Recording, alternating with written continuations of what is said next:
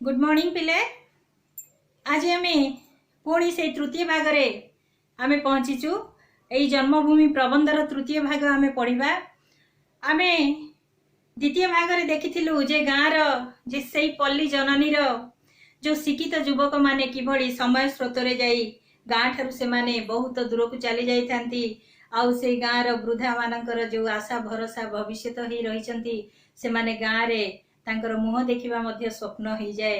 ग्रामवासी ठारू से माने समयर निर्देश क्रमे दूरे जाइछंती, न चाहिए मध्य से माने गाँव रु विच्युत हो जाइछंती। से कथा को नहीं एठारे लेखक अति सुंदर भावरे गोटे पौराणिक घटना को से प्रतिपादन करिसेंती। जे तुमे सब जानिथिबो जेमिति द्वापर जुगरे भगवान विष्णु राम अवतार रे जन्म ग्रहण करथिले, आउ त्रेता जुगरे भगवान कृष्ण अवतार रे जन्म ग्रहण करथिले। सेई त्रेता जुगर कथा को एठारे आनी थोई देइछंती लेखक।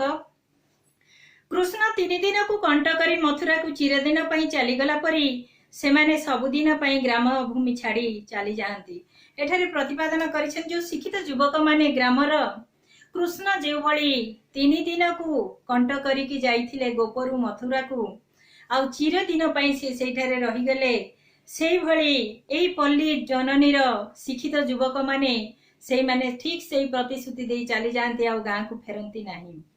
तेणु एई पौराणिक कहानी से वर्णना करिसंती, किंतु केही भावंती नाही जे एही अनैतिकता बा विश्वासघातकता कृष्णक परी महापुरुष सुधा पार पाई नथिले। नंद यशोदा और गोपी गोपालक असीम स्नेहरे परिपालित होई शेष बेलू प्रवंचना करी कृष्ण गोपपुर छाड़ी आसिले। नंद यशोदांक चक्षु अंधीभूत होईगला। प्रेममयी राधा शशिकला परी दीना और क्षीणा होईगले, किंतु कृष्ण आउ फेरिले नाही। लेखक एठी प्रतिपादन करिसंती कृष्णकर सेई कहानी। कृष्णकर गोपलीला गोपरी सरिला जेते बेले मथुरा रे से कंस धनुयात्रा करिबा पई अक्रूर को पठेकी कृष्ण को डकेला। सेई समय रे सबु गोप गोपाल माने कांदिले।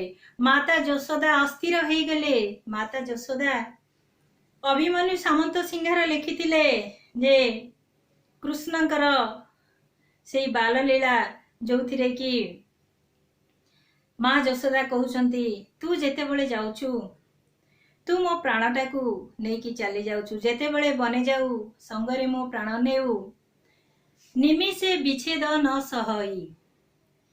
तू जेते बेले वन को जाउथुलु तो सहित मो प्राण चली जाउथुला, टिके भी मु तोर विच्छेद को सही पारु नथुली। किंतु बाबूरे तू जदि एबे मथुरा को चली जीवु तेबे काहा मुख को अनेकी मु बंचीबी, मु किभली भावरे जीवन धरी बंचीबी। अति सुंदर भावरे से प्रतिपादन करिसंती। आउ एठी मध्य कृष्णचंद्र पाणिग्राही सेई कथा कहिसंती। यशोदांकर अति आकुल आउ नंदंकर सेई गोपी गोपालंकर समस्त स्नेह ममता को से आड़े दे चली गले, आउ प्रतिश्रुति दे गले जे 3 दिन परे से गोप को फेरी आसीबे। किंतु 3 दिन कही सबुदिन पई से सेपटे रही गले। गोपी गोपाल माने झुरिले, आउ अंध अंधुणी हेई गले।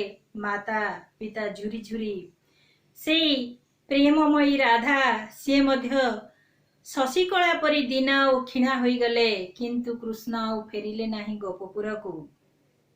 महाभारतर समर को अंगुली निर्देश करी से कर्णधार हेले महाभारत युद्धर। मथुरा ठारू द्वारका पर्यंत तांकर साम्राज्य विस्तार कले। महाभारत युद्ध शेष हेबा परे से मथुरा ठारू द्वारका पर्यंत तांकर साम्राज्य से विस्तार कले।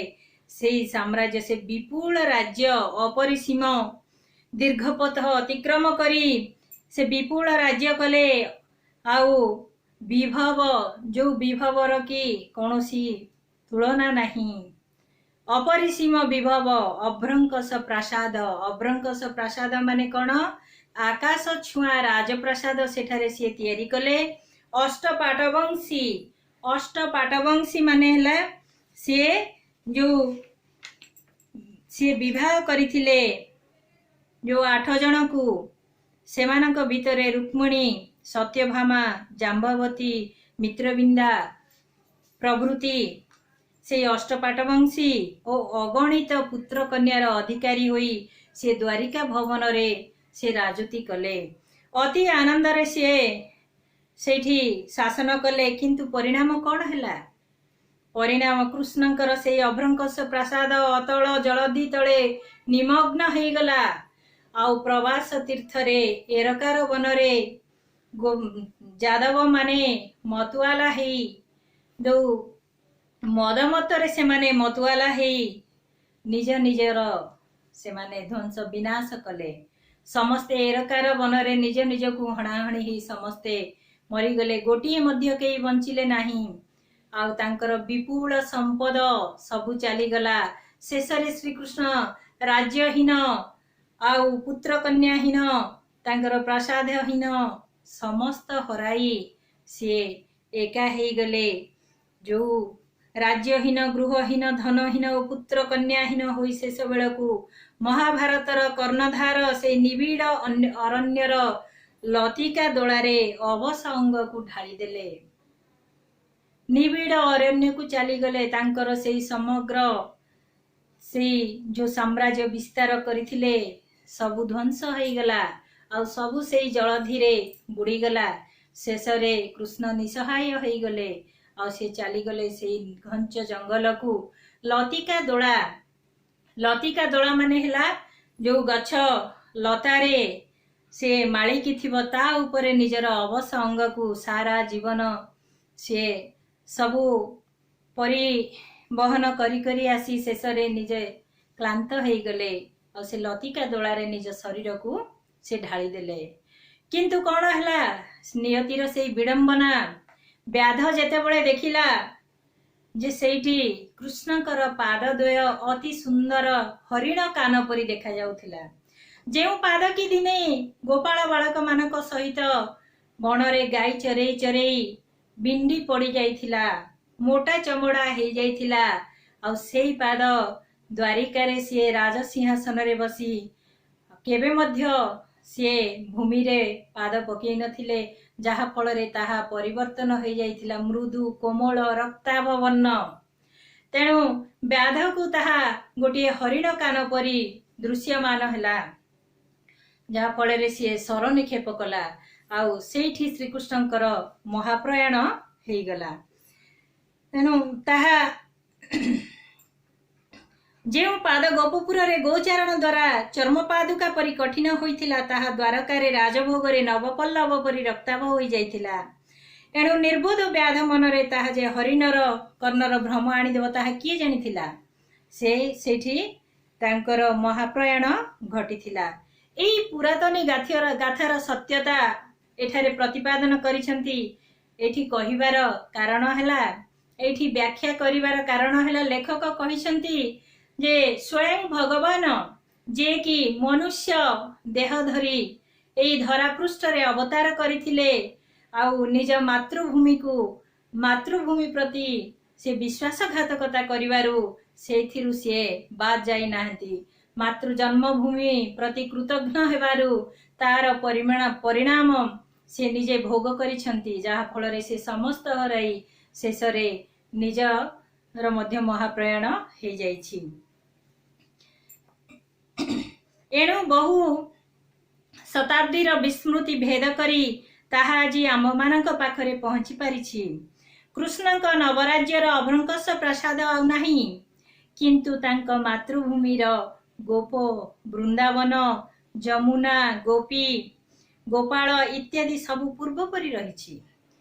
आउ पूर्व परी आज मध्य जमुना बही चलिछि। सेई वृंदावन रे विभिन्न रंगर विभिन्न सुगंधर पुष्प फुटी ताहा विमंडित करुछि, अति शोभा देखा जाउछि। आज भी सेठी मयूर तार पक्षी डेणा मेलाई अति सुंदर भावरे नृत्य करुछि। आज मध्य सेई दूर बंशी स्वन रे अनुड़ा गोपकन्यार मन अहेतुक अनाहुत व्यथारे भाराक्रांत होई उठुछि। कृष्णकर ही अमर गाथा को बहु कथा शिखिबार अछि।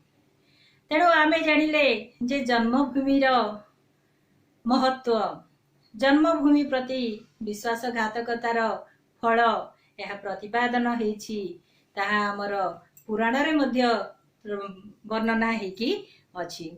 एठारे पुणी से कहिले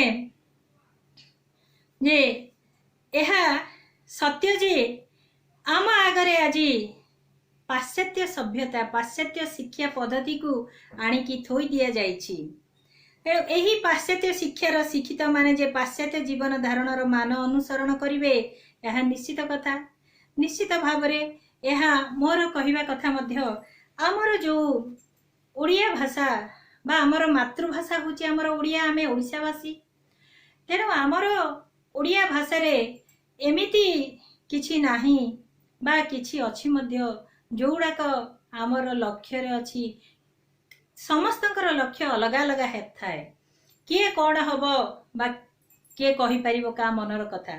तेणु जहाँ लक्ष्य स्थल रे पहुँचीबा पई आमको जहाँ पढ़िबा को दरकार मध्य ताहा आमर ओडिया भाषा रे मध्य जोटा आमे कहूछु आमे आईटी पढ़िबा बा आमे विभिन्न आमे विज्ञानर केते गुड़िए शब्द अछि ताहा पढ़िबा ए सब पढ़िबा पई आमर ओडिया भाषा रे तार अविकल कोनोसी शब्द विकल्प नाही।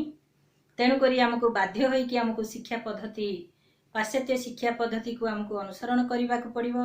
ता बोली एठारे कवि लेखक कहिसंती जे आमे पाश्चात्य शिक्षा पद्धति आमे ग्रहण करिबा आमे ताहा पढ़िबा पई बाध्य। हमको आगो को जीवा पई हेले आमे पाश्चात्य शिक्षा पढ़िबा हमको निहाती अपरिहार्य। किंतु एही स्वाभाविक पंथा छाड़ी जेउ माने से माने कौन करती यही शिक्षा ग्रहण करती आउ पढ़ती तथापि बहु सहस्र शिक्षित मध्यरु जेउ माने से मानक महानुभवतार परिधि को पल्लीग्राम रु प्रथमे आरंभ करी विश्व पर्यंत व्याप्त करि पारिछंती सेही माने ही आम मानक नमस्य। किंतु यही स्वाभाविक पंथा छाड़ी जेउ माने कि ग्रीष्य देवता एटलास को परी सारा पृथ्वी को से मुंडरे मुंडे की धरी रखिला परिका जेमिति से एटलास देवतांकर ये को नहीं केते जण कुब्जा हे चलंती मु सब करि दियंती ताहा केवल प्रवंचना ताहा केवल उपहास।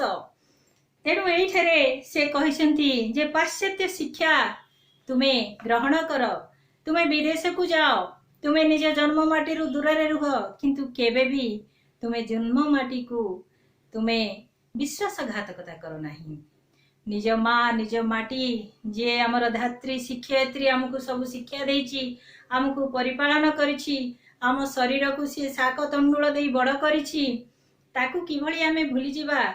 जदि जन्मभूमि को तुमे अवमानना करिवो जदि जन्मभूमि प्रति तुमे कृतज्ञ हबो तेबे तुमे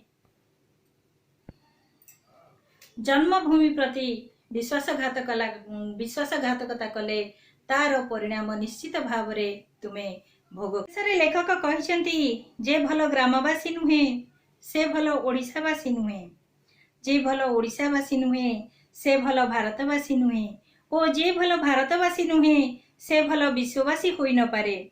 जेउ माने पाश्चात्य शिक्षार समस्त निगड़ छिन्न करी सेमानक महानुभवतार परिधि को प्रथमे पल्ली रु आरंभ करी समग्र ओडिशा और भारत वर्ष को व्याप्त करि पारंती से माने आम मानक नमस्य हुअंती।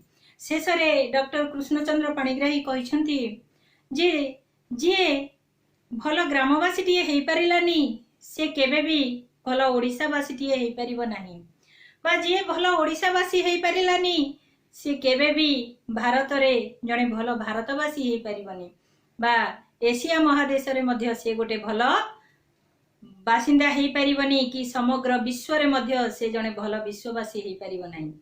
तेणु से कहिसंती आमे समयर नियम अनुसारे बा समयर निर्देश अनुसारे आगो को जीवा पई हेले आमको तो निश्चित भाव रे जन्मभूमि ठारू दूरेइबा को पड़िबो।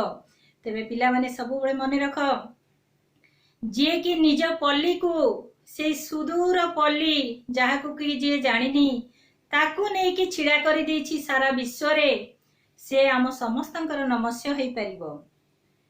आउ एठी से कहिसंती जे केबे मध्य निजर मातृभूमि निज माँ प्रति केबे भी केही भी कृतज्ञ हेबो नाही।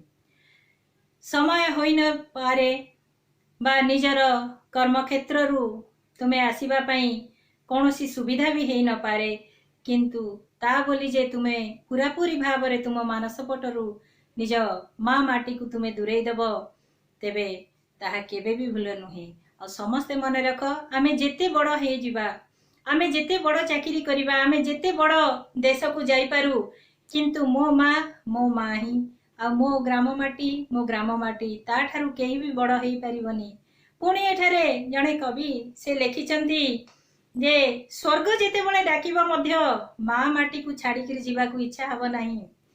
जदि पचारिबो जे सबुठारू किए बड़ तेबे आमे ऊपर को देखिबा काहेकि ना गाँ ठारू आउरी बड़ गाँ अच्छी देश ठारू आउरी बड़ देश अच्छी पृथ्वी ठारू मध्य ए विश्व ठारू मध्य ए संसार रे आउरी केते बड़ बड़ सबु ग्रह उपग्रह अछंती।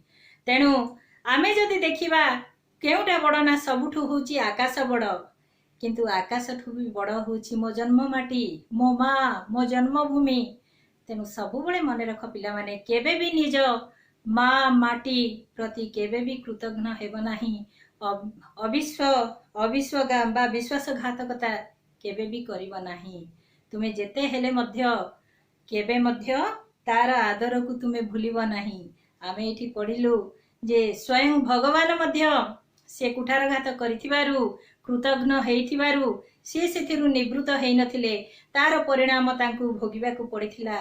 तेणु जेते बड़ हुआ जहा भी हुआ उपरे जे देखुची ता पई समस्ते समान। तेणु आमे केबे मध्य आमे तार प्रति आमे विश्वासघातकता करिबा नाही। जन्मभूमि प्रति समस्ते आमे कौन हेबा कृतज्ञ हेबा। तेबे एठी आमे पढ़िले जन्मभूमि विषयटी यार प्रश्न उत्तर मु तुमको पीडीएफ रे पठै देबी समस्ते लेखिबो। आउ जदि किछि भी तमर संदेह होउची डाउट होउची मते कमेंट बॉक्स रे तमे कमेंट करके पचारि परिबो मु तार उत्तर तुमको देबी। या परे आमे पुनी पढ़िबा आउ गोटे नेक्स्ट पद्य। अच्छा नमस्कार धन्यवाद।